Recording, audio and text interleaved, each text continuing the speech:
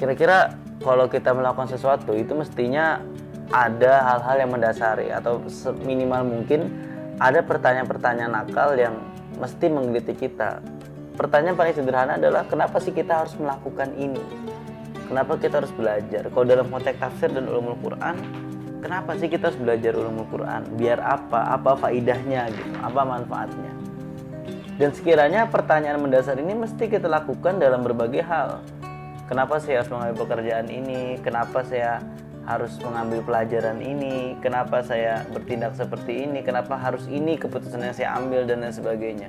Karena refleksi itu akan menimbulkan stimulus kita untuk berpikir lebih panjang dan juga lebih detail, sehingga apa yang kita ambil sebagai sebuah keputusan itu sudah melalui pertimbangan-pertimbangan yang matang. Dalam hal ini saya akan mengupas secara singkat mengenai apa sih faidahnya kita mempelajari ulumul Quran, ya. Ma thamrat ta'allumi ulumil Quran. Biar apa kita belajar ulumul Quran?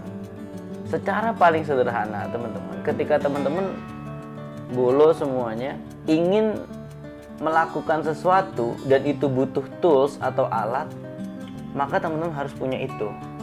Seorang mekanik tidak akan bisa mereparasi mobil tanpa obeng, tang, dan lain sebagainya. Seorang dokter juga tidak akan bisa mengobati pasien tanpa alat-alat yang ia punya. Atau setidaknya dia butuh obat. Dia butuh tools lah untuk menyembuhkan sakit yang ada pada pasien itu. Begitupun juga dengan guru. Dia tidak bisa mengajar kalau tidak punya tools atau komponen utamanya. Ilmu misalkan. Kalau guru seni budaya mungkin dia butuh penggaris, dia butuh spidol, guru olahraga dia butuh bola, butuh kok, dan lain sebagainya. Maka ulumul Quran dan tafsir itu adalah tools atau alat untuk memahami ayat-ayat Al-Quran. Oke, misalkan ayat Al-Quran dibaca terjemahnya saja sudah bisa memberikan kita sebuah makna. Betul. Bisa memberikan kita sebuah pelajaran, bisa. Karena memang diantaranya hikmah itu bisa terlintas muncul dari lafaz yang kita baca. Tetapi untuk memahaminya lebih jauh dan terhindar dari kesalahan penafsiran, kita butuh yang namanya ulumul Quran. Makanya salah satu faidah dari mempelajari ulumul Quran adalah ad-difa'u 'anil Qur'anil Karim waruddu 'ala syubhat.